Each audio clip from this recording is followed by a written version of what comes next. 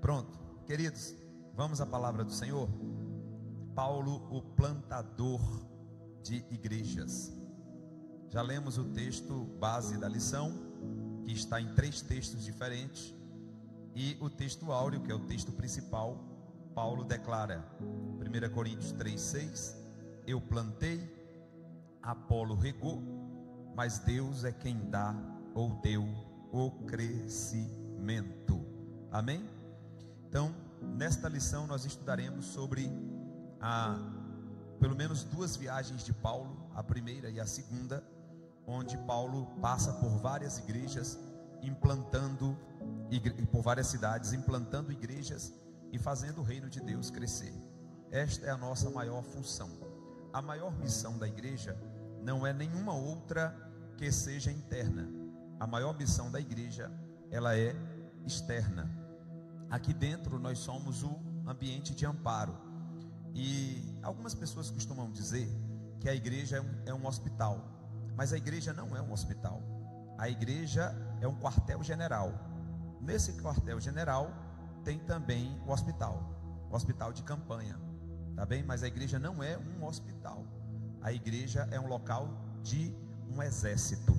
Agora, exército, os soldados se machucam? Sim, então tem um hospital. Mas a igreja, biblicamente falando, ela é mais um quartel-general do que um hospital. Eu não sei o que está acontecendo, mas a câmera está cortando a minha cabeça. Olha aí, meu filho, a câmera, levanta a câmera aí. Então não atualizou aqui não, desculpa. Agora sim, opa, glória a Deus. Primeiro ponto da lição fala sobre Paulo, o desbravador. Paulo, o desbravador. Todos nós sabemos que o maior apóstolo entre os gentios foi o apóstolo Paulo. E diferentemente dos demais apóstolos, ele foi quem mais alcançou, mais teve alcance no seu ministério e na pregação do evangelho. Se nós formos analisar, Paulo edificou várias igrejas e, para tanto, ele mandou 13 cartas para confirmação daquilo que ele plantou, daquilo que ele começou ao implementar as igrejas. Então, Paulo foi um grande desbravador. Onde o evangelho jamais chegaria através dos outros apóstolos, Paulo chegou. E é muito interessante isso aqui, vamos pensar juntos, que o apóstolo Paulo, ele falava latim, ele falava o grego, ele falava aramaico e ele falava hebraico. Era um poliglota. Mas não somente isso, o apóstolo Paulo conhecia a cultura judaica, conhecia a cultura grega e a filosofia grega, era um perito na filosofia grega, e conhecia também um pouco sobre as culturas locais, dos lugares aonde ele foi. Então Paulo era muito preparado. Significa dizer, mais uma vez, eu sempre volto nessa tecla, todos nós que queremos fazer a obra de Deus, nós temos que nos preparar. Deus não vai fazer o que eu tenho que fazer. Deus não vai abrir a minha cabeça, né, para poder colocar aquilo que eu devo fomentar, buscar, pesquisar. Deus não vai fazer. Aquilo que compete a mim, Deus não vai fazer. É muito terrível a gente ver igrejas por aí afora que ela tem uma verticalidade terrível, onde a pessoa diz assim: Deus vai dar tudo, Deus vai fazer tudo, Deus vai mostrar tudo, e no tempo dele, ele aperta o botão de start e tudo vai acontecer. A pergunta é: e você? Quem é você nesse processo? Porque quando eu olho para a Bíblia, eu vejo homens de Deus sendo traquejados, trabalhados, né? Como por exemplo Paulo, apesar dele ter toda essa letra, Paulo teve que aprender sobre valores espirituais, que demandou tempo, não é assim? Então todos nós devemos investir tempo com Deus e para Deus, né? Com Deus como? Na intimidade, e para Deus no preparo e no trabalho. Amém, irmãos? Então todos nós precisamos tirar esse vestígio, né? Esse fetiche de que Deus faz tudo, que Deus opera tudo. Não, nós vemos Deus usando homens de maneira muito especial. Os 2 homens que mais registraram e deixaram registros na Bíblia foram os 2 homens mais preparados, que foi Moisés, que escreveu todo o Pentateuco e há suspeitas de ter escrito o livro de Jó, e o grande Paulo. foram os homens que mais deixaram registros bíblicos, e foram os 2 homens mais bem preparados em cultura, em leitura e em conhecimentos gerais. O que isso tem para me dizer, pastor? O que isso tem para dizer para você e para mim? Que nós temos que estar nos preparando, estudando e buscando. Amém? Então Paulo, ele só conseguiu ser um desbravador porque ele se preparou. Amém? Eu queria que alguém dentre nós lesse Romanos 15, 20. Romanos 15, 20. Carta de Paulo à igreja em Roma, capítulo de número 15, versículo de número 20. Olha o quanto esse homem alcançou por ter sido tão preparado por Deus, nos 2 aspectos. Já está na tela, vamos juntos? 1, 2, 3. E desta maneira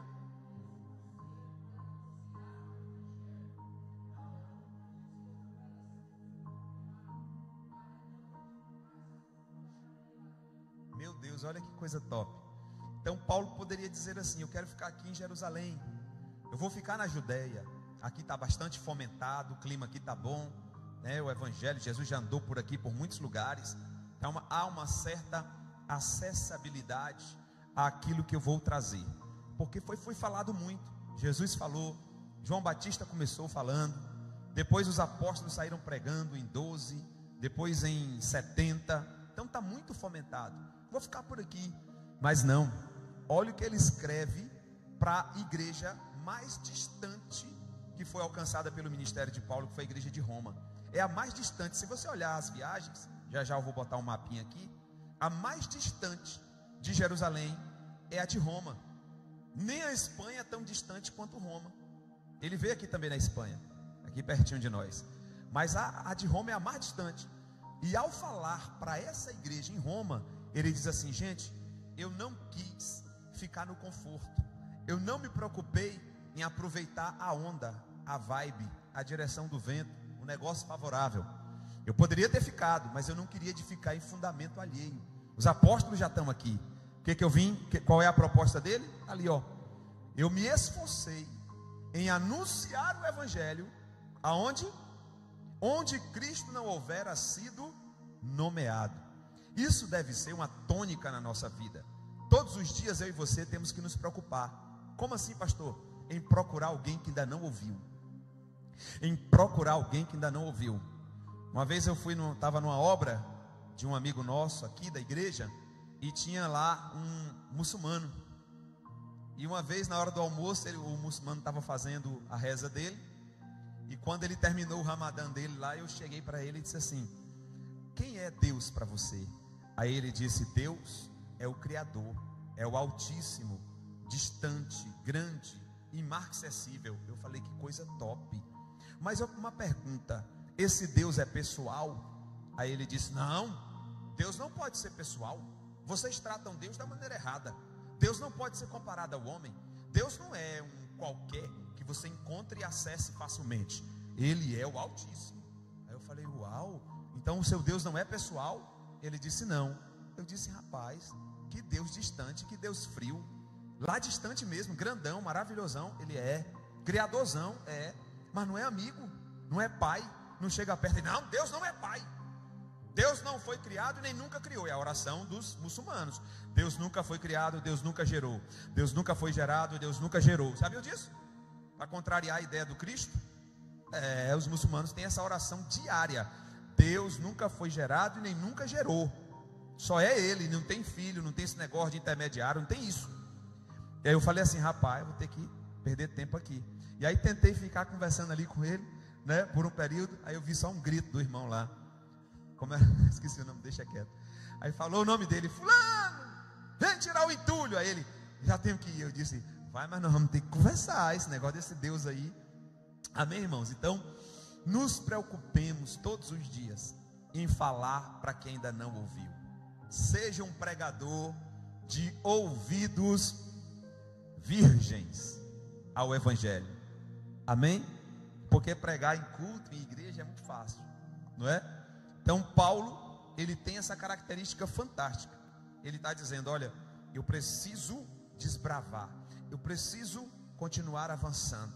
Eu não posso me conter, eu não posso me conformar. Amém?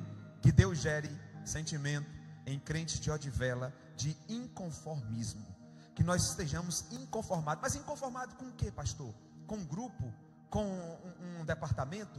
Com o andamento da obra? Ou se a sua inconformação for essa, Jesus, deixa de ser raso. Se inconforme em saber que precisam, gente aí fora precisa ouvir a palavra de Deus. Esteja inconformado é com isso. Amém?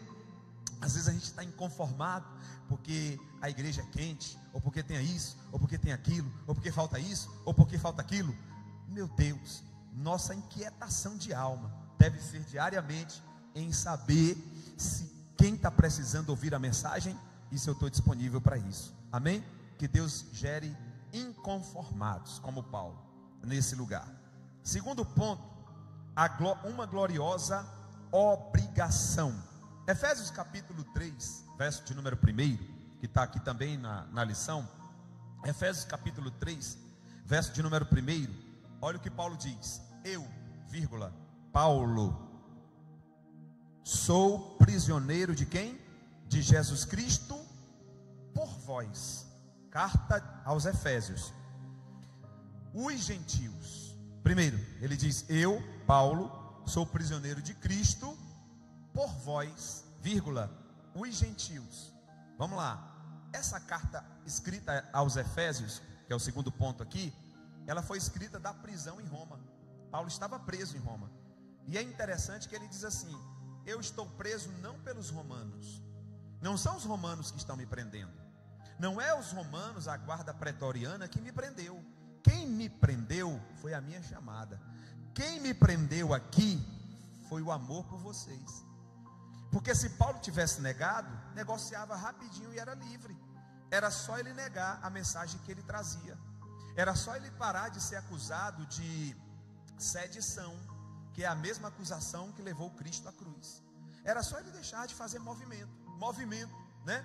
Contra César, contra o estilo de vida romana. Estava resolvido. Mas não, ele sabia que o que fazia com que ele estivesse detido era a missão que ele tinha e o envolvimento e o compromisso com a obra. Então, nós precisamos entender que nós também temos uma obrigação gloriosa. Que obrigação gloriosa é essa? Continuar essa obra que Paulo começou, que Jesus começou, Paulo continuou e nós vamos estar continuando. Atos dos Apóstolos é o último livro, é o único livro na Bíblia que não termina com amém. Não tem amém, não tem ponto final.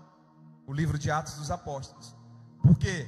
Porque são os atos do Espírito Santo, ou atos da igreja através do Espírito Santo. Se tem igreja hoje, não parou na Bíblia, não se concluiu com os apóstolos, continua conosco. Nós continuamos escrevendo uma história, nós continuamos fazendo os atos dos apóstolos, irmãos. Aí você olha para você e diz assim: mas pastor, será que isso é verdade? Mas Deus, irmãos, Deus gosta dos pequenos mesmo. Deus usa os pequenos mesmo, viu? Deus usa os fracos mesmo. Deus não gosta de forte não. Deus gosta de dois perfis, fraco e ocupado. Na Bíblia Sagrada, todos os homens que Deus chamou, eles tinham suas debilidades e estavam extremamente ocupados com coisas da vida. Sempre foi assim. E não é diferente nos dias de hoje, viu? Eu tenho muito medo de alguém que vai ser pastor porque só tem essa função, só sobrou isso para ele, né? Mas eu gosto muito de ouvir testemunhos de alguém que teve que largar tudo por uma chamada. Porque Deus garante o resultado disso. Amém? Então Deus, ele gosta de ocupados. Então Paulo está dizendo: eu estou tão preso, tão comprometido com a missão que Deus me deu, a ponto de ser preso literalmente. O meu grau de compromisso com o que Deus me deu e com as pessoas que Deus me entregou é tão grande que eu me disponho e me entrego à prisão. Compreenderam, irmãos? Ele tinha a opção de ser solto, bastava ele ceder. Mas por conta do compromisso, e ele chama, o autor chama de obrigação gloriosa, Ele se sujeitou a estar preso e teve que morrer por isso. Amém? Então, que o Senhor nos ajude para que possamos compreender que temos que estar aprisionados à nossa chamada. Isso dá uma pregação, não dá? Dá um tema de mensagem, não dá? Será que nós estamos aprisionados à nossa chamada? Qual o grau de comprometimento que eu tenho com o que Deus, com a chamada que Deus me fez? Vocês sabiam que o meu nível espiritual é medido por isso, pelo céu, não pelo quanto eu rodo, ou grito, ou prego, ou falo em línguas estranhas, ou canto, mas no quanto eu estou comprometido e aprisionado, percebeu? Com o que Deus tem para mim. Paulo também trata de uma outra linguagem figurada, quando ele diz assim: existe escravo livre e existe escravo. O escravo livre é aquele que poderia, depois da carta de alforria dada, seguir a vida, mas ele escolhe continuar sendo escravo, né? E aí ele diz assim: esses somos nós, esse sou eu. A gente foi liberto, mas a gente escolhe ficar servindo ao Deus que nos libertou, ao nosso Senhor. Amém? Não tem outra saída, não tem plano B, não tem outra opção, né? Então, estejamos comprometidos com uma gloriosa obrigação. Estejamos amarrados ao altar. Amém, irmãos? E nós possamos estar como Isaac. Imagine o pai de Isaac amarrando ele ao altar. Eu fico tranquilo em dizer para os irmãos que Isaac não esperneou. O pai o deitou e amarrou. Imagine o pai amarrando os pés, amarrando as mãos, Isaac de olho, os olhão desse tamanho, olhando para um lado, olhando para o outro, em cima da lenha que foi colocada propositalmente para pegar fogo, amarrado ao altar. Quem está amarrado ao altar de Deus aqui? Não se solte. Atenção, você que vai ouvir essa palavra. Não se solte. Quem te amarrou foi o Pai. Em 1 Coríntios capítulo 9, verso 16, Paulo declara: pois me é imposta essa obrigação, e ai de mim se não anunciar o Evangelho. Olha o que Paulo está dizendo: me é imposta essa obrigação. Ele usa essa palavra obrigação, mas eu creio que é com um requinte não de pesar, mas um requinte de comprometimento. Eu estou obrigado a isso, mas não como algo que seja pesaroso, porque tem gente que até para vir para a igreja é um peso, né? Que Deus avive coração de crente em muitos lugares por aí, amém? Mas Paulo está chamando de obrigação algo que para ele, primeiro, é vantajoso, essa obrigação. E outra, eu fui na My Bible, que eu dei a dica já para alguns aqui, pesquisar o que é a palavra obrigação. Obrigação aqui no grego pode ser traduzido como amarração a algo, envolvimento totalmente com algo. É como se dissesse assim no grego: ó, eu estou envolvido dos pés à cabeça com esse projeto. Compreenderam? Não tem espaço para estar mais ou menos metade lá e metade cá, não. A palavra obrigação denota isso no grego: envolvimento dos pés à cabeça, comprometido totalmente com isso. Amém, irmãos? Pronto. Vamos para o terceiro tópico do primeiro ponto. Pode colocar já. A plantação de igreja, uma parceria. Esse ponto é muito forte. Eu amo isso aqui, sabe por quê? Porque viver isso aqui é um desafio de todo crente. Todo crente é desafiado a viver isso aqui. Olha só. Plantação de igreja, uma parceria. 1 Coríntios capítulo 3, verso 6, texto áureo. O que Paulo diz? Paulo plantou, Apolo regou, mas quem foi que deu o crescimento? O Espírito Santo, ou em outras traduções, Deus deu o crescimento. Amém? Então, olha que coisa tremenda. O que Paulo está querendo dizer? E o nosso autor aborda com maestria. Nós precisamos compreender que a razão de mim insistir e sua desistir é nos completarmos em uma grande obra. Sabe por que foi que Deus mandou você para Odivelas? Para completar uma grande obra, que quem dá o crescimento é Deus. Primeira consciência que eu tenho que ter: eu não faço nada sozinho. Segunda consciência que eu tenho que ter: eu sou parte de uma engrenagem projetada pelo céu. Terceira consciência que eu tenho que ter: é Deus que tem o interesse no crescimento dessa grande edificação, desta obra. Amém, irmãos? É essa a dinâmica aqui, uma parceria. Deus está dizendo para mim e para você nessa noite: entre comigo no negócio, entre comigo no processo, se disponha a fazer comigo o que eu quero que aconteça, e eu me responsabilizo pelo que está fora do teu alcance. Amém, irmãos? Quem é que aceita uma parceria com Deus aqui nessa noite? 1 Coríntios capítulo 3, verso 9, que também faz parte do nosso texto áureo, diz assim: porque nós somos o quê? Nós somos cooperadores de Deus. Meu Deus! Vós sois lavoura de Deus e edifício de Deus. Primeiro, porque nós somos cooperadores, nós cooperamos, nós ajudamos, nós precisamos estar envolvidos para que possamos mutuamente cooperar e colaborar por uma grande obra. De quem é a obra? Então nós cooperamos com quem? Então quando eu coopero na igreja, eu coopero com quem? Eu preguei na ceia lá sobre Paulo caindo no caminho de Damasco, e o clarão ofuscando seus olhos, e de dentro do clarão uma voz bradando: Saulo, Saulo, por que me persegues? E ele dizendo: quem és, Senhor? E ele diz: eu sou Jesus. Muito prazer, a quem você persegue? Aí Saulo deve ter pensado, e ali nasceu Coríntios 12, 1 Coríntios 12. Paulo deve ter pensado: se eu estou perseguindo a igreja, e ele disse que eu estou perseguindo ele, logo ele é o cabeça, e a igreja é o corpo. Romanos 12, nós somos um corpo, interligados, interconectados, cheio de membros, de um corpo, onde Cristo é o cabeça. Eita glória! Pensemos dessa forma, funcionemos.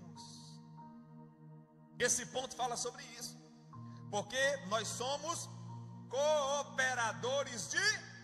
E aí ele usa um outro termo, olha o termo, Paulo é tremendo, é maestro, o cara é forte. Outro termo que Paulo usa, além de sermos cooperadores de Deus, ele diz assim: porque nós também somos, ou vós sois lavoura. E o que mais? Edifício. O que Paulo está dizendo? Vamos botar as coisas no lugar. Primeiro, nós trabalhamos juntos, em colaboração com Deus, para quê? Para plantarmos uma grande lavoura, para construirmos um grande edifício. Eu acho que cada crente aqui nessa noite tem que pensar igual o zelador da NASA. Um belo dia o presidente John Kennedy foi fazer uma visita às instalações da NASA nos Estados Unidos. Travou aí, foi só para mim? E quando John Kennedy vai entrando nas instalações da NASA, ele manda os batedores parar, manda o motorista parar, parou os batedores tudo, aí eles cercam a área, e aí ele disse: eu vou descer aqui. Mas presidente, não está no rito, não está no cronograma. O presidente não pode fazer nada fora do cronograma. Por isso que um presidente agora que perdeu para ele mesmo no Brasil, quebrava o rito, porque ele fazia coisa que não está no cronograma. O presidente, ele tem um cronograma, onde tudo que ele faz no dia a dia está cronometrado e altamente. Por isso que nós aqui da DEF não tiramos dificuldade com isso, porque a gente tem roteiro, né? Então tem todo um roteiro, todos os dias para o presidente fazer. Ele não pode quebrar aquilo. E o que perdeu para ele mesmo no Brasil, antes do que está hoje, o desastre de hoje, essa live vai cair. Quando fala essas coisas, a live cai, sabia? Esses dias eu fui falar aqui sobre o que é o Islã, os problemas do Islã, a live caindo. Sai daí, inimigo, esse algoritmo parece estar programado contra nós. Enfim, até o algoritmo do YouTube é tendencioso. É sério, eles protegem, eles chamam de cultura. Então, quando o presidente parou, ele disse assim: eu vou descer aqui.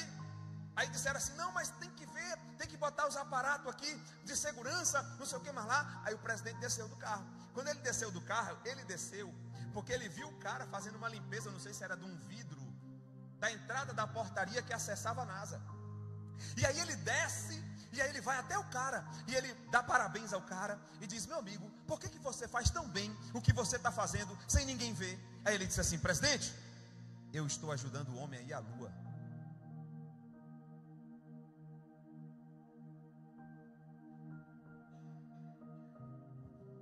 O que é que você está fazendo? Será que você entende o tamanho do que você está fazendo? Aqui no reino, cooperando com Deus. Quem é que está dizendo que eu coopero com Deus? É a palavra dele. Não é ninguém não. Ninguém me revelou no monte, ninguém me revelou numa campanha de oração. Foi Deus que está falando na palavra. Vocês, quando trabalham comigo no meu reino, vocês são meus colaboradores. E por mais pequeno que seja o trabalho de alguém, se é que se pode dizer, disse isso apenas do ponto de vista humano. Por menor que seja o trabalho de alguém, para Deus não haveria todo o desfecho de uma grande edificação se não houvesse ali o fazedor de caixa para poder fazer a alvenaria. Se não tivesse ali o que limpa o entulho, a alvenaria e a obra não subiria. Mas todos têm um papel importante diante de Deus. Se veja assim, meu querido. Se veja assim, meu irmão que está na live. Deus está falando com você nessa noite. Você coopera comigo na minha obra. Você é colaborador meu. E o que você faz? Uma grande plantação, uma lavoura. O que você faz mais? Uma grande edificação. Que nós sejamos tomados pelo sentimento daqueles que estavam com Neemias e do próprio Neemias. Eu estou fazendo uma grande... Eu não posso parar. Vai ter gente que vai chamar você para um cafezinho. Dá uma pausa aí, rapaz. Larga esse negócio de mão. Para que tanto culto? Para que tanta coisa? Dá um time. Te chamaram agora para mais uma coisa? Foi? Meu Deus, coitado de tu. Isso é o Satanás.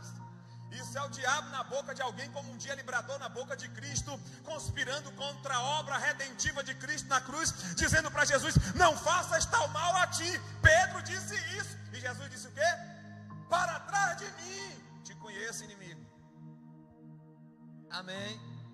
Tudo que vier contra você com palavras de afago de alma, com palavras de lisonjeamento, dizendo para você: dá uma pausa, você está muito cansado, olha o que você já conquistou até hoje, sai, desenfurna de dentro de igreja. Sabe o que é que você vai dizer, meu amigo que está na live? Diga assim: para trás da cruz, eu sou colaborador com Deus para uma grande obra.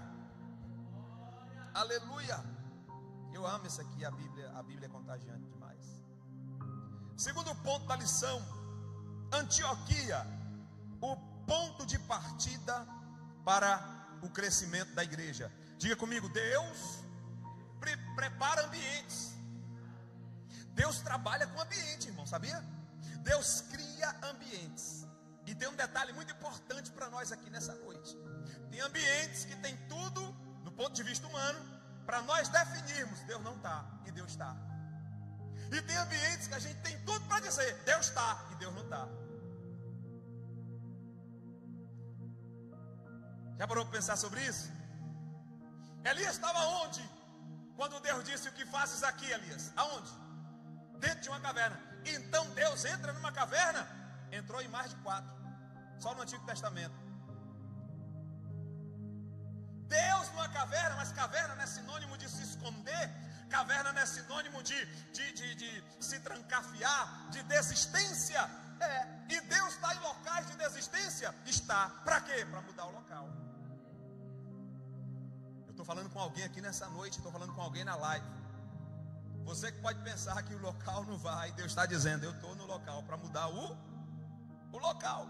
Então, primeiro ponto aqui sobre a igreja, sobre a igreja de Antioquia e a cidade de Antioquia, é que essa igreja era uma igreja missionária. Ô irmão, deixa eu dizer uma coisa para você aqui. Deus ama igrejas cujo objetivo último seja a missão. É por isso que a ADEF está crescendo. É por isso que a ADEF vai romper. Eu não tenho dúvidas de daqui a um tempo a ADEF ter igreja. Já tem na Itália uma congregação na casa de uma irmã, mas na Itália na Suécia, na Turquia, sabe, nos países nórdicos. Eu não tenho dúvida de que vai ter uma DEF ou 2 ou 3 ou 4 ou 5 em cada lugar desse. Por quê? Porque Deus é o dono da obra. Primeiro, Deus ama a igreja envolvida com missões. Deus ama a igreja comprometida com missões. E Antioquia é uma base missionária. Antioquia se transformou num quartel-general de Deus. Olha só o que tinha Antioquia, irmão. Vamos ler, vocês já leram. Atos 13, do 1 ao 3. Pensa que é pouca coisa o que tinha lá? Parece até a Défia de Velas. Coloca para nós aí. Atos 13, do 1 ao 3. Olha só o que tinha em Antioquia aí, ó. Na igreja que estava em Antioquia havia o quê? Profetas e o que mais? A saber, Barnabé, quem mais? Simão, chamado Níger. Esse nome Níger aí é proposital, mas não dá para explicar sobre isso não, que isso aí é muito top. Dá para vocês pregarem depois sobre isso. Só esse sobrenome Níger. Por que esse sobrenome Níger? De onde vem isso? Qual o sentido disso? É fenomenal, é poderoso. Eu não vou ficar não, porque dá vontade de pregar. Depois Lúcio. Quem é Lúcio? O Cirineu de Cirene, ok. E tem quem mais? E Manaim, que fora criado com Herodes o Tetrarca. E o último de todos eles, quem é? Quem é o último ali? É por isso que a Bíblia diz: os últimos serão os. Porque até então, em Antioquia, Saulo ou Paulo não era quem Paulo seria depois. Até então, Paulo fazia parte de um colegiado que ele era tido como o último, ou como no mínimo, no máximo, iguais aos outros. Olha o que tinha ali primeiro. Nós tínhamos ali o que? Profeta. Diga profetas. Profetas. Cuidado com essa palavra no Novo Testamento. Aqui não é profeta de ofício. O que é o profeta de ofício, irmãos? A Bíblia diz: os profetas foram até João. Está na Bíblia. Os profetas foram até João Batista. Que profeta, pastor? O profeta de ofício. Quem é o profeta de ofício? Nasce profeta, morre profeta. A vida dele, o estilo de vida, a fala, o contexto que ele vive, tudo tem a ver com o que Deus tem para ele de chamada dentro do aspecto da profecia. Tudo que ele fala se cumpre. Ele tem tudo e uma vida comprometida com a chamada que Deus deu para ele, de cabo a rabo. Isso é o profeta do Antigo Testamento. O profeta do Antigo Testamento é diferente. E o Novo Testamento, pastor? O Novo Testamento tem duas perspectivas para profeta. Primeira perspectiva: o profeta é o que prega com ousadia e com palavra revelada. A profecia é a palavra. Quem é o profeta? Quem maneja a palavra. Segunda perspectiva para profeta no Novo Testamento: alguém que recebeu o dom de profecia. São duas perspectivas. Não tem mais o profeta. Eu tenho muito medo desse negócio de dizer fulano é profeta. Fulano é profeta. É profeta. E dos bons, e dos poderosos. Sempre tem uma mensagem para dar. Eu tenho medo disso. Muito cuidado com isso. Muito cuidado com isso, porque tem gente que recebeu o dom de profecia, mas no afã e na pressão popular das pessoas em busca dele por uma resposta, ele começa a usar Deus.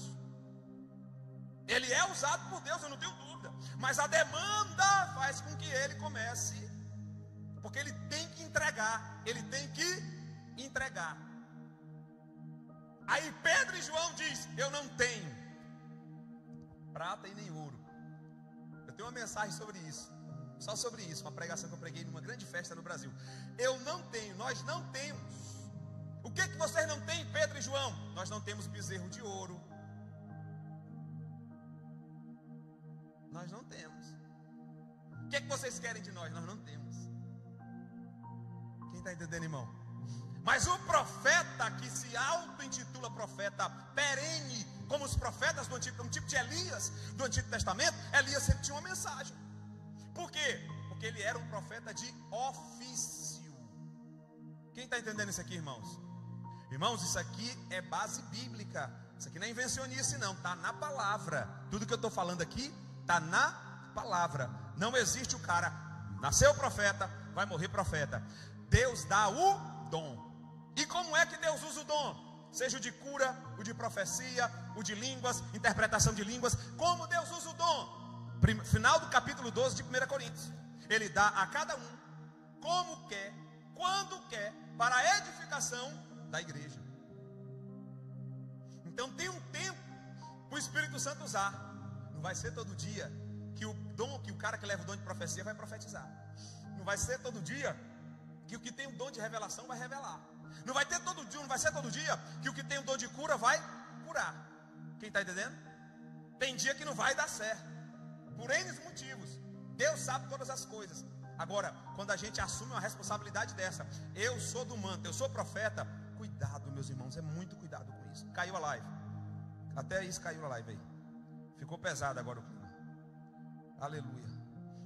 Levanta a live aí, irmão. Então, na Antioquia nós tínhamos o quê? Profetas. Quem mais? Doutores. Quem são os doutores, pastor? Os doutores são aqueles que Deus usa no ministério. Quem lembra do ministério, dos 4 ministérios, dos 5 ministérios? 5 ministérios. Vamos ler? Efésios 4:11. Pode abrir na sua Bíblia, por favor? Efésios.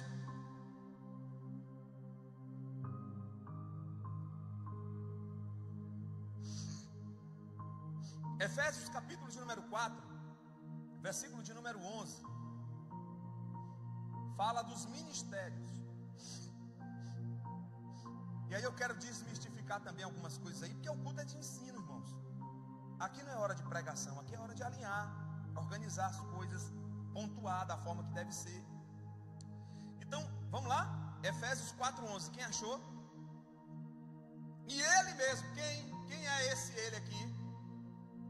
É Deus. Deu uns para apóstolos, e outros para profetas, e outros para e doutores.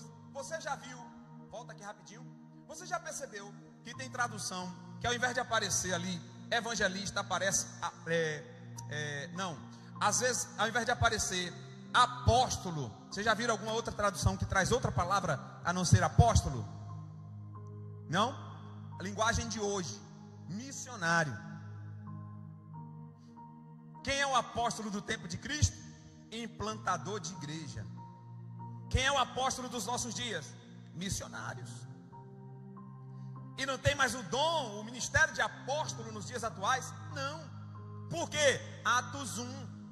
Qual é o critério para ser apóstolos? Atos 1. Os apóstolos que disseram. Para ser apóstolo, tem que ser testemunho ocular de Cristo, tem que ser cheio do Espírito Santo, tem que ter andado com Cristo, tem que ter ouvido direto da boca de Cristo as palavras de Deus, e tem que receber diretamente do céu revelações doutrinárias para fundamentar a igreja. Essa é a função de apóstolos ao pé da letra.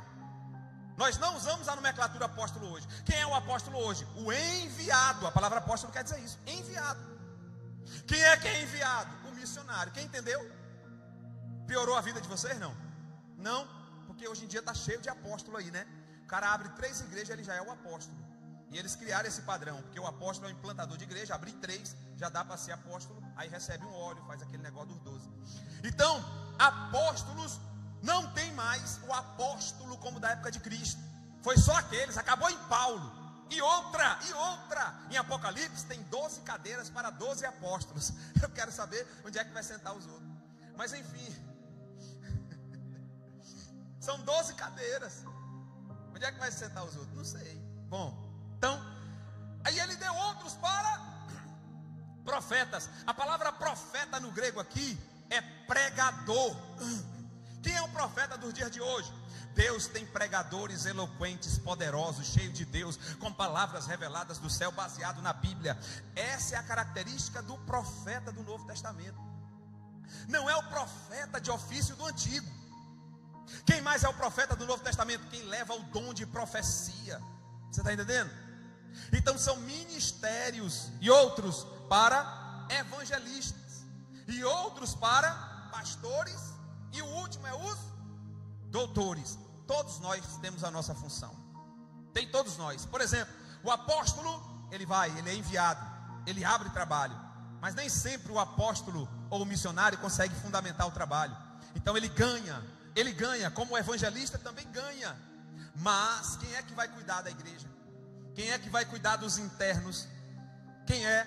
Os pastores, os doutores e os mantos dos profetas. Tem que ter profecia.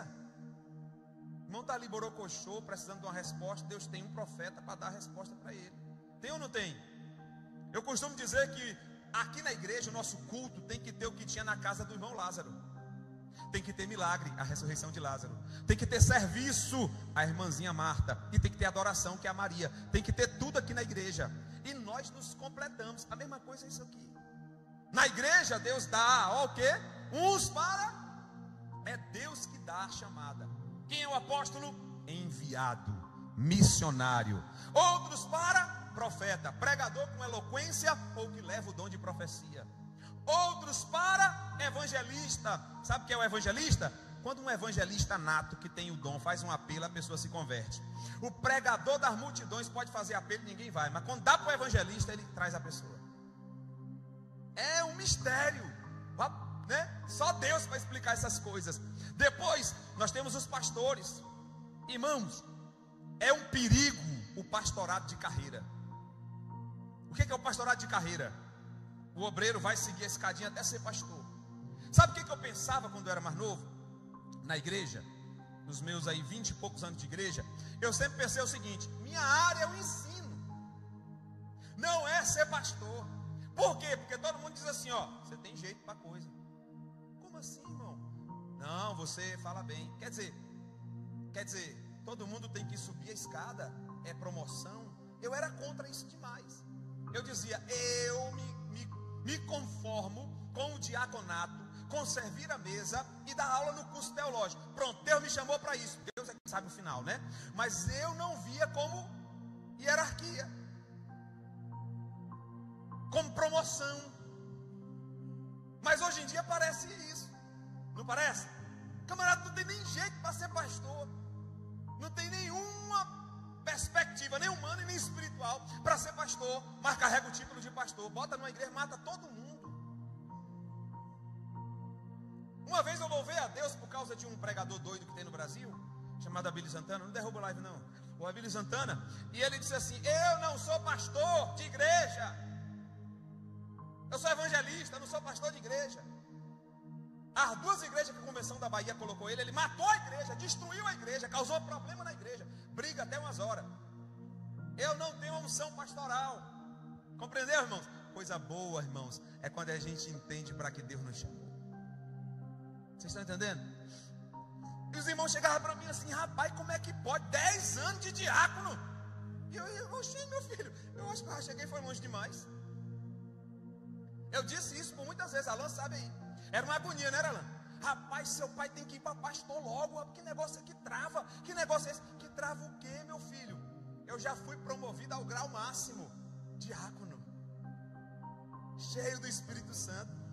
No dia que eu chegar perto de Filipe e de Estevão, eu alcancei o auge da função. A gente tem que alcançar o auge da função, não é a maior função na ótica humana. Não é assim? E eu me conformava com aquilo 10 anos, até que um dia alguém disse não e tal. Eu acho que Deus também estava no negócio. Aí me deu uma rasteira, eu caí na área, foi pênalti. Aí me consagrou. Foi uma rasteira, eu caí na área, pênalti. Pronto, amém, irmãos? Então, queridos, olha, Deus, para o crescimento da obra, Ele junta talentos. O que eu vejo nesse ponto da lição? E o que eu vejo em Atos 13, do 1 ao 3? Deus que é maestro. Ei, sabe quem é o maestro dessa obra? Qual é a função do maestro, Marcos? Ver como funciona cada instrumento. O ouvido do maestro, ele funciona de uma maneira tremenda. Ele sabe o tom de cada instrumento. Ele sabe quando o instrumento sai da nota. Ele é o responsável por harmonizar todos os instrumentos, seja sopro, seja cordas, seja bateria. Todos os instrumentos, quando o maestro está na frente, ele sabe como funciona cada um, o tempo de cada um, onde cada um vai. O maestro, Deus é o maestro dessa obra. Nós somos os instrumentos. Se tem alguém desafinado, eu tenho orado a Deus na madrugada. Deus, afina esse crente, quebra a perna dele, faz alguma coisa, mas afina esse crente. Não deixa ele desafinado não, Senhor. Por quê? Porque um crente desafinado na orquestra do céu desafina tudo, bagunça tudo, desentoa a coisa. Nós precisamos ser trabalhado pelo maestro.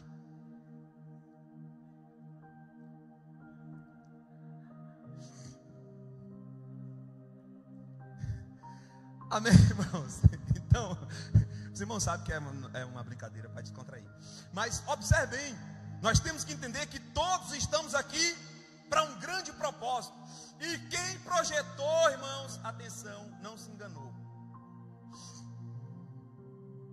Que Deus tire o sentimento de alguém que está na live, de peixe fora d'água, e te coloque de novo no oceano da obra dele. Tire esse sentimento de peixe. Eita, eu estou recebendo de Deus aqui agora. Tire esse sentimento de peixe fora d'água. Por quê? Porque Deus não trabalha com aquário. Se você está fora do aquário, é que Deus quer te colocar no mar do projeto que Ele tem para a sua vida. É só uma fase. Para com esse sentimento em nome de Jesus. Ele não se engana. Amém. E aí o ponto 2 fala sobre a primeira viagem missionária de Paulo. E já são 9 horas. Aí vem a segunda viagem missionária de Paulo, onde Paulo vai passando pelas igrejas. Na primeira viagem missionária de Paulo, Paulo sai de Antioquia e vai para Chipre. Aí eu queria dizer isso aqui para os irmãos, preste bem atenção. Quando Deus prepara um ambiente de expansão, o que aconteceu com a DEF? 7 anos de preparação para o crescimento. Na verdade o pastor chama de 15, porque até agora são 15, já vai para 16, tá bem? Mas foram 7 anos sem ver nada. 7 anos sem ir para lugar nenhum. 7 anos afinando os instrumentos. Pega um, quebra a empresa dele. Pega outro, promove alguma coisa. Pega outro, recua. Pega outro, trava. Pega outro, bota na caverna. Depois o outro tira da caverna. É treinamento para todo lado. É treinando os doutores, é treinando os profetas, é treinando o enviado apóstolo, é treinando o evangelista, é treinando, criando um ambiente de Antioquia. Para quê? Para que a partir de Antioquia chegue a Chipre, chegue a Listra, chegue a Derbe, chegue a Icônio, chegue a Corinto, chegue a Roma, chegue a Espanha, chegue em todo lugar o evangelho. Chegou aqui, não é assim? Amém? Diga assim comigo nessa noite: eu estou a todo o processo, estou no treinamento. O oleiro está com as 2 mãos zona.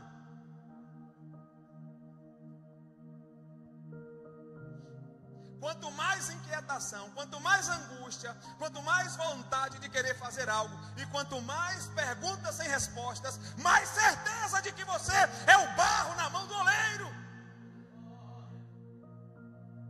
Quanto mais você estiver inquieto, irmão, eu vou dizer isso aqui com base em mim. Quanto mais você estiver inquieto, mais tenha certeza, está chegando um tempo de Deus para o teu ministério. Pode ter certeza disso. Amém? Já terminei. Vamos nos colocar de pé, eu não vou mais nem para o 4º ponto não, tá? Aí tem aqui o 3º ponto que fala sobre motivado pela chamada. Depois, experimentado. Bota lá no 4º lá rapidinho. Motivado. Fica de pé logo para a gente terminar, que aí você me força a adiantar. Motivado pelo chamado. Motivado pelo...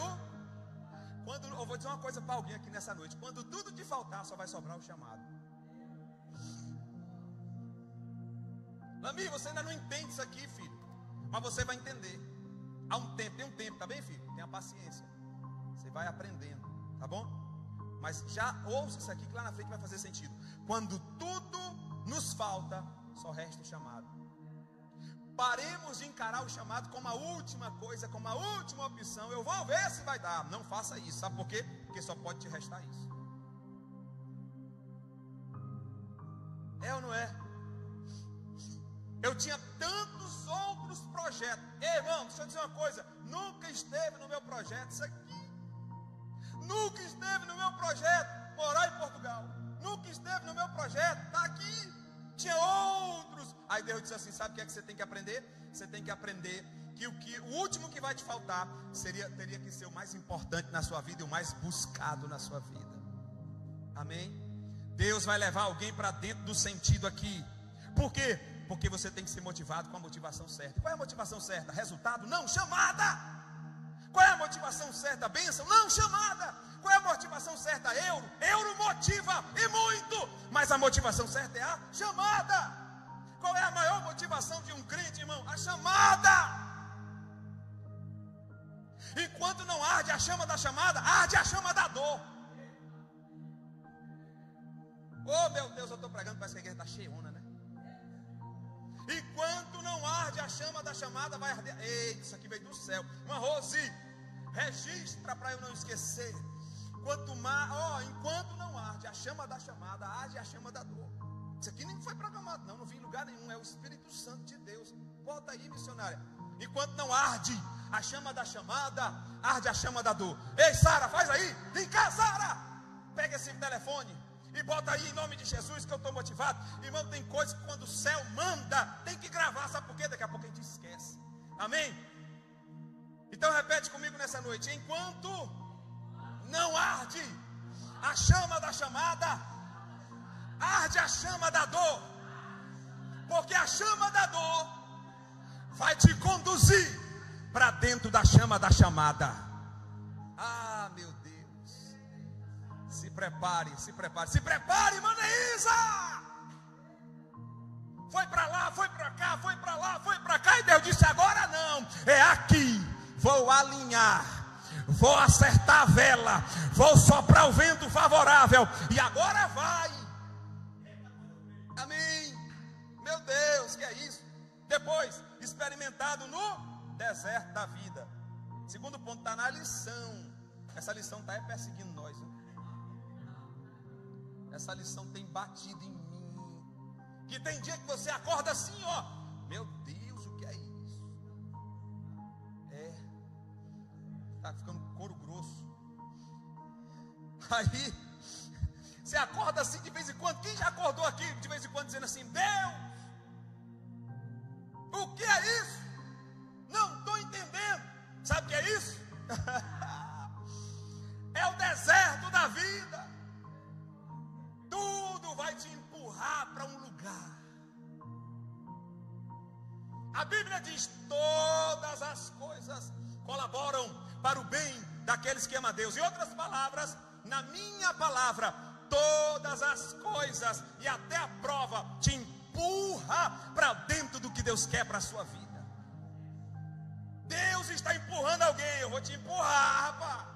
Ei, mulherzinha, eu vou te empurrar. Eu estou te empurrando. Eu não estou entendendo. Não é para entender não, Abraão. Amém, irmãos? Senhor Deus, obrigado, Jesus, por mais esse culto. Obrigado, Espírito Santo, pela tua palavra. Obrigado, Espírito Santo, por essa injeção. Espírito Santo, continua fortalecendo os teus filhos neste lugar.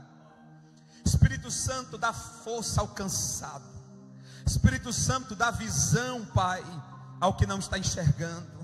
Espírito Santo, levanta o ânimo de quem está desanimado. Espírito Santo, Espírito Santo, nos dê capacidade de comprometimento com a grande obra que o Senhor tem para nós. Espírito Santo, me ajuda a enxergar a chamada como primeira causa e todas as outras causas apenas como pretextos para sustentar a chamada. Oh, Espírito Santo, nos ajuda, Pai, em nome de Jesus, amém.